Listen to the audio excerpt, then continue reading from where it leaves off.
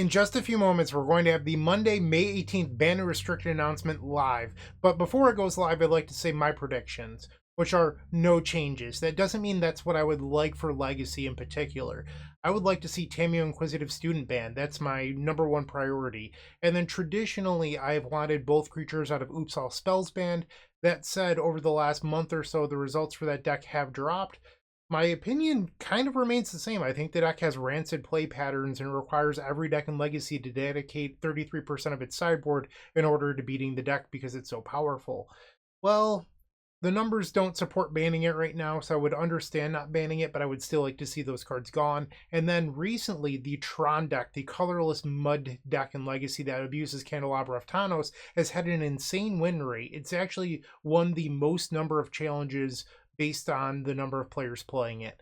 And that deck is a deck that people are starting to look at. So something like the One Ring or even Planar Nexus could be, in the crossfire here. So I wouldn't be surprised if people start to look at that. That said, I don't think Wizards of the Coast is going to make any changes today. They're going to say something about how Flow State just released and how Legacy's in an exciting period and blah, blah, blah. And then we'll get 3 short paragraphs that don't actually tell us anything. That's what I'm guessing. I have little faith in the people in charge of the ban restricted announcement at the moment, but it would be nice to be pleasantly surprised and see a change. So that is what I'm hoping for today. Let's refresh and see if it's up. Here we go. Undercity Informer is banned. They only banned one and not both. That's interesting. I think you actually need to ban both, because if you don't ban both, then Beseech the Mirror can grab the other. And a lot of lists are already playing Beseech the Mirror in the sideboard. So I am really surprised by this. But if you look at Modern, Lotus Field is banned. They just killed one of my decks. That is crazy. Like, I've played so much Lotus Field combo and Pioneer, and instead of banning an actual card out of Amulet Titan, they banned an entire Storm archetype. That hurts my feelings. They've unbanned Violent Outburst. That's really surprising. Umezawa's Jitte is unbanned. Flage is banned. Wow. I mean, I play Pioneer. I don't have a real strong opinion on Corey Steelcutter being banned in Pioneer. I don't know if that's actually the problem with the format, but I mean, it's nice to see they're at least looking at it. I am surprised by some of these modern bans. Lotus Field seems very, very odd to me. My feelings are a little hurt about that, if I'm being completely honest with you. Like, I love playing the Lotus Field combo decks in Modern, and now that's not even an option. If you go back, my signature deck in Modern forever was Lotus Breach. Then they banned Luris, they banned Underworld Breach, and now they've taken Lotus Field. Why do they hate me? I do not know. But I do like playing Living End, so it's cool seeing Violent Outburst unbanned. When they originally banned it, I thought about buying Ardent Pleas and switching to the white version, and then I just never did.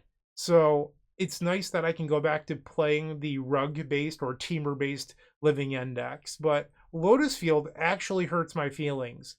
Rest in peace. If you're a member of the channel, you will have the Lotus Field emote. You can actually put that in the comment section down below. Wow. Yikes. Like, it's not just me, like, playing it up for the camera. I am genuinely sad right now. And while I'm happy about Undercity Informer, I don't think that's enough. Like, they're just going to play Beseech the Mirror, and then a couple more copies of Chrome Mox, and that's all that deck needed. Bonder's Ornament is unbanned. That's nice to see. So a good friend of mine is Alex Ullman, who is on the Pauper format panel, and Alex has the highest integrity and never would tell me anything. But I've been telling Alex for years, Bonder's Ornament being on the ban list is embarrassing. That card stinks. It rewards really long play patterns, and Bonder's Ornament is a card that doesn't fit how Pauper currently works. Pauper is a super fast, aggressive format. So if you want decks to exist that play really slow, you have to give them the tools to exist. And this is that tool. Will it make an impact? I kind of doubt it, but it might not be bad to see some of those Orzhov mid-range decks that really prey on mono red decks to return. So I think that this is a good change.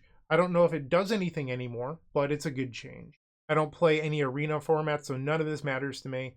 Let's scroll down to Legacy. Actually, before we get to Legacy, let's go through Modern.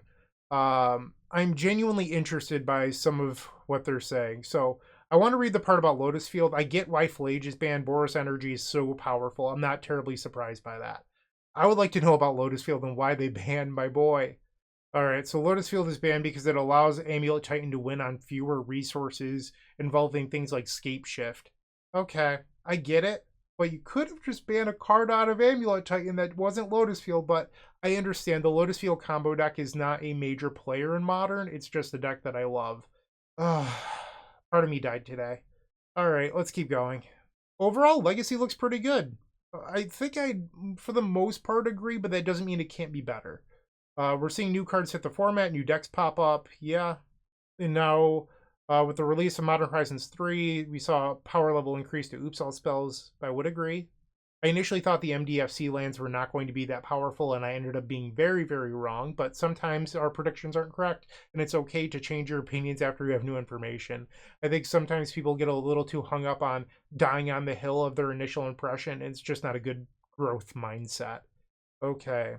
So they explain how Oops All Spells works. We don't really care about that. This part makes me laugh. Right here, for a lot of its lifetime and legacy, this deck was an affectionate demonstration of what is possible with Magic's game engine. No one was affectionate about Oops All Spells, let me tell you. No one has ever liked this deck. There's like that one Discord of people that like Oops All Spells, and everyone else feels like they're getting cheesed. Oh, so they agree that the novelty wears off very quickly. Yeah, we've been saying that for over a year, Carmen. Thank you.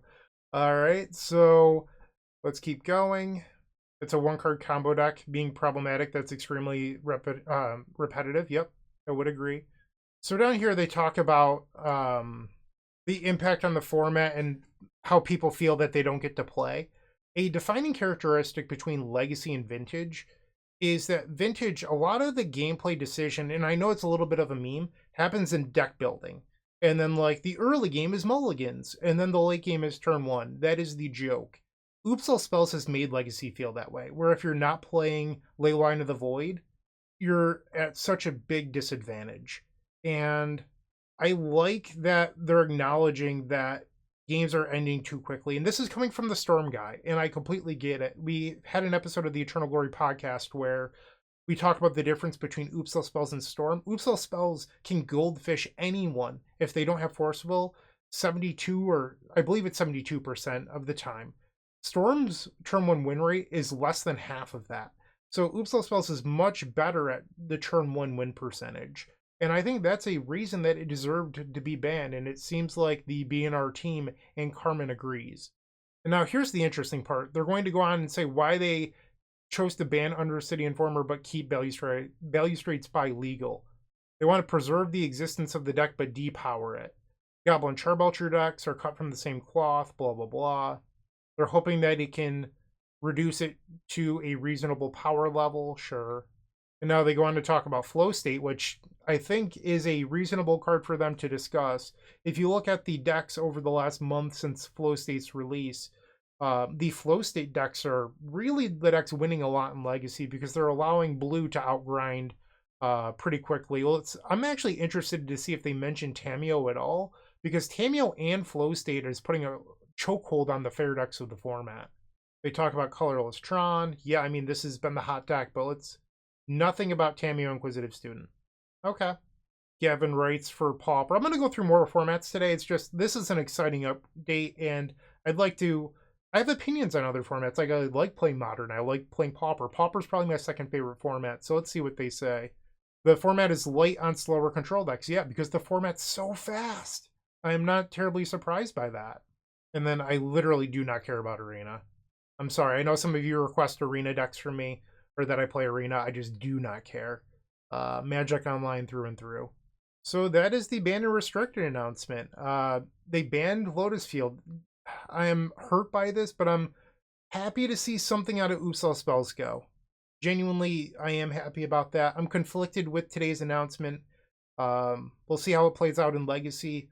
Let me know your thoughts in the comment section down below. Thanks for listening to me rant and ramble and express my feelings. I hope you have a wonderful day, and as always, keep storming.